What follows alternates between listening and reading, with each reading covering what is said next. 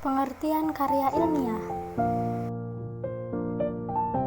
Menurut Bambang Dwi Loka Ratiriana pada tahun 2005 pada bukunya halaman 1 mengemukakan bahwa karya ilmiah atau tulisan ilmiah ialah karya seorang ilmuwan yang berupa hasil pengembangan yang ingin mengembangkan ilmu, pengetahuan, teknologi, dan seni yang diperolehnya melalui kepustakaan, kumpulan pengalaman, penelitian, dan pengetahuan orang lain sebelumnya.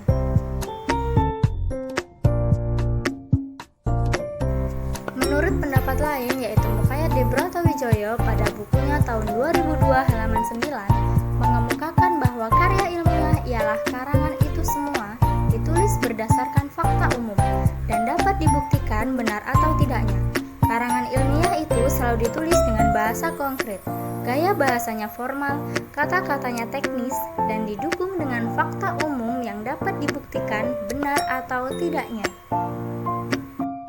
Menurut Susetyo pada bukunya tahun 2009 halaman 6 berpendapat bahwa tulisan akademik atau karya ilmiah adalah suatu karya tulis baik berupa hasil penelitian, pemikiran maupun pengamatan yang ditulis berdasarkan langkah-langkah dan metode ilmiah disajikan dengan bahasa Indonesia, ragam ilmiah sesuai dengan tata cara ilmiah dan mengikuti pedoman atau konvensi ilmiah. Lalu kemudian menurut Sarwono pada bukunya tahun 2010 halaman 1, penulis mendefinisikan tulisan ilmiah secara luas sebagai suatu tulisan dalam bentuk artikel atau yang lain. Misalnya skripsi yang didasarkan pada hasil riset. Riset dapat didasarkan pada primer langsung dari narasumber dan data sekunder, data yang sudah ada atau data yang sudah terlebih dahulu dikumpulkan oleh orang lain dan selanjutnya dapat digunakan kapan saja jika diperlukan.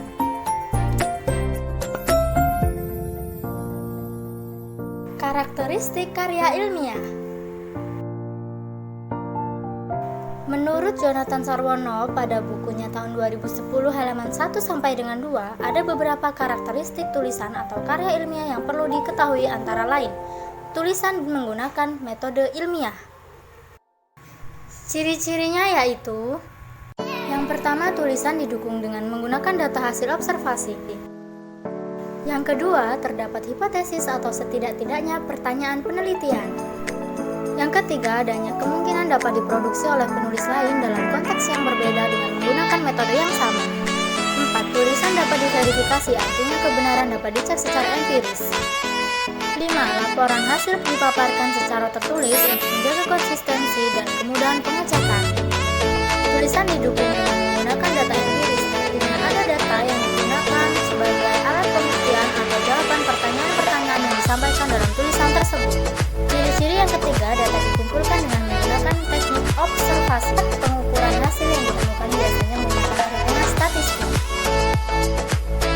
Lalu umumnya menggunakan terminologi khusus yang hanya diketahui oleh sesama kelompok ahlian. Tidak jarang hasil temuan juga dipaparkan dengan menggunakan grafik, tabel, atau gambar. Tulisan disusun dengan menggunakan gaya penulisan ilmiah tertentu yang memiliki ciri-ciri, yaitu yang pertama, memberikan fakta. Lalu yang ketiga, bersifat objektif. Ciri yang ketiga yaitu tidak mengandung unsur nilai moral dan emosi. Yang keempat, menggunakan bahasa baku. Lalu ciri yang kelima yaitu bersifat akurat. Yang keenam, tidak memberikan opini pribadi. Dan yang ketujuh, gagasan dibangun secara sistematis dan logis. 8. Tidak bersifat argumentatif tetapi menghadirkan kesimpulan umum. Dan 9. Tidak bersifat persuasif. Lalu yang ke-10, tulisan tidak membesar-besarkan masalah atau blow up. Yang ke-11, tulisan tidak dipergunakan untuk memberikan penilaian sesuatu di luar objek yang dikaji. Dan ciri yang terakhir yaitu hasilnya merupakan